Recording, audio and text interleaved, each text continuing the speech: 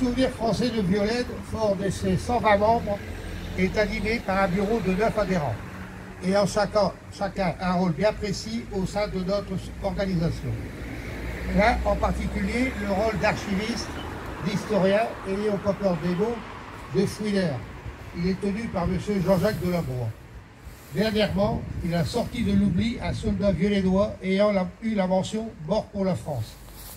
L'article 2 de la loi 2012-273 du 28 février 2012 stipule que lorsque la mention « Mort pour la France » a été portée sur un acte de décès, l'inscription du nom du défunt sur le monument aux morts de sa commune de naissance est obligatoire. Dès qu'il a eu connaissance de cet oubli, M. Jean-François Castel, maire de Violaine, nous a demandé d'appliquer dès que possible cette obligation. Le dès que possible est aujourd'hui. Un de nos adhérents, M. Claude Jouet, tailleur de pierre de métier, a gravé ce mardi 8 novembre et pour l'éternité le nom du soldat oublié sur notre monument aux morts, M. Leclerc Jules.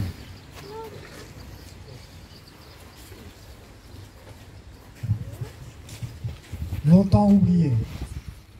Leclerc Jules Augustin, né le 21 janvier 1900 à Violaine, journalier.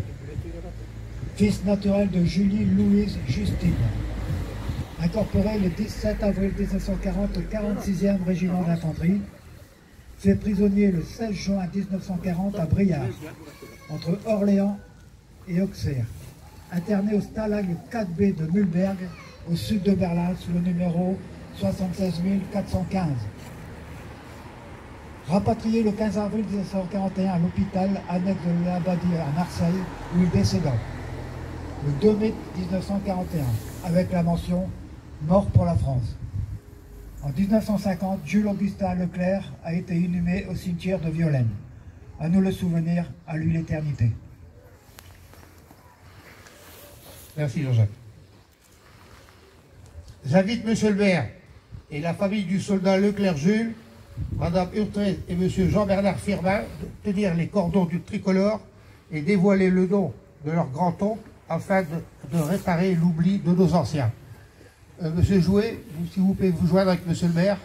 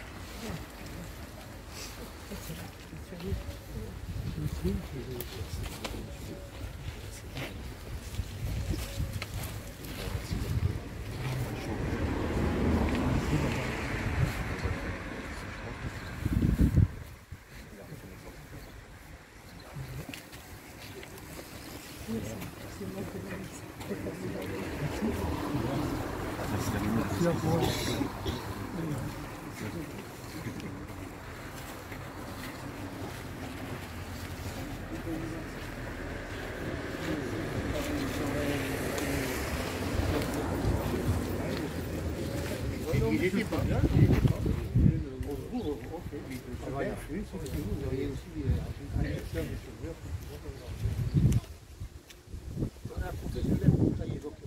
Oui, en plus.